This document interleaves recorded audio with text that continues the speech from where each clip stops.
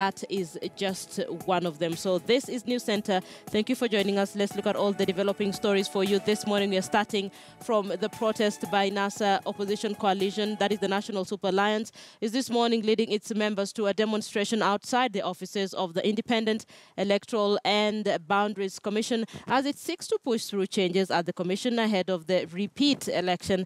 The Raila Odinga-led coalition has ignored calls from the IEBC to shelve its planned demo ahead of a consultative meeting tomorrow.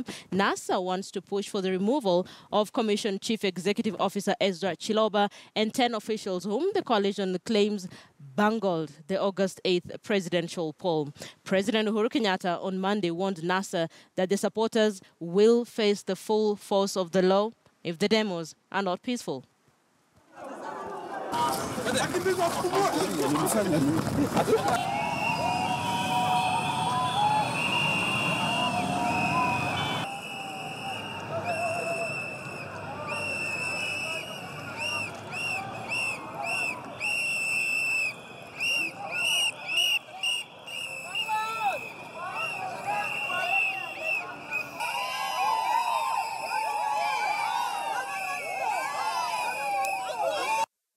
Tumetaja majina ya wale wafanyakazi wa IEBC ambao tunawashuku kuwa wamejihusisha na vitendo visivyofaa vya kuhujumu na kufuruga na kudanganya katika uchaguzi uliopita.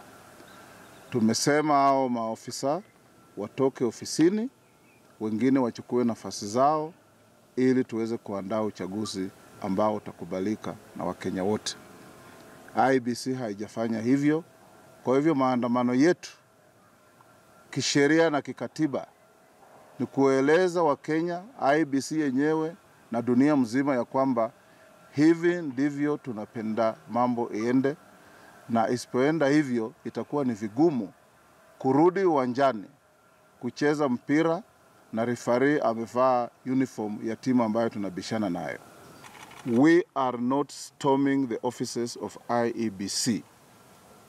We are going to march peacefully in the streets of Nairobi and elsewhere to show to the country and the world our dissatisfaction and our desire to have IEBC cleaned before we go to the next elections.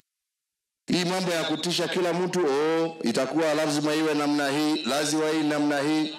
You cannot be the adjudicator of an exam and also at the same time you're sitting the same exam. IEBC ambayo Supreme Court imesema haijapata hatia yoyote kwa mtu wowote, commissioner ama mfanyikazi wa IEBC. Sasa wanasema IEBC iondoke kwa sababu gani? Our competitors should leave IEBC alone to run the elections. Let them concentrate on competing with us. Wawachane na IEBC. All right, so that protest is meant to take place this morning. Like I mentioned, my colleague Chris Thairo is on the ground for us. Remember that NASA have made it very clear that they will not storm the Independent Electoral and Boundaries Commission's offices at Anniversary Towers, as earlier stated, to force the CEO Ezra Chiloba and his colleagues out, but they would only march peacefully on the streets of Nairobi to force them to resign. President Uhuru Kenyatta yesterday addressed the same, and he said they're free to protest, they're free to march. They'll actually be given security, but they should make sure that it's a peaceful protest. My colleague Chris Thairo is at Anniversary Towers. Chris, I spoke to you a couple of minutes ago and you're talking to me about the amount of security that has now been put on the ground around Anniversary Towers. What else can you tell us? Well, Linda, as I was telling you earlier, is that there's a good number of police officers drawn from the General Service Unit under the command of the Nairobi County Commander, that is Japhet Kome.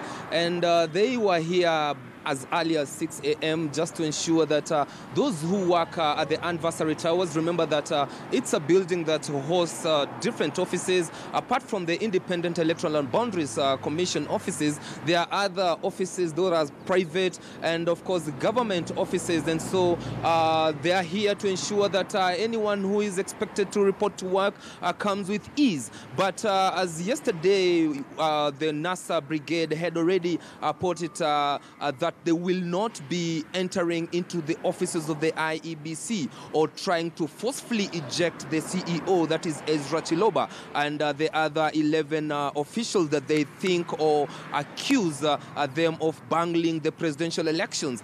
For them, they will be coming here, they'll have a sit down here. This is where the action will be along the University Road. And currently, we've not spotted any of them.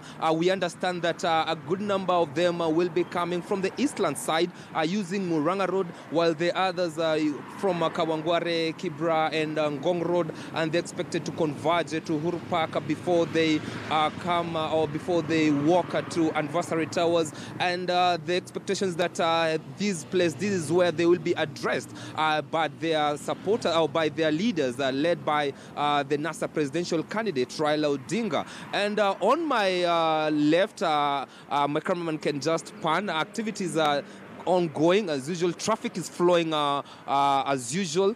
Nothing to report about. But on the streets of Nairobi, we've spotted a good number, a contingent of police officers patrolling the streets of Nairobi just to ensure that everyone, remember that today is our normal working day, and that everyone accesses their job premises or where they are employed with ease, without any disturbance. And so, according to the information that we have, is that the demonstration is expected to start at around 10:30.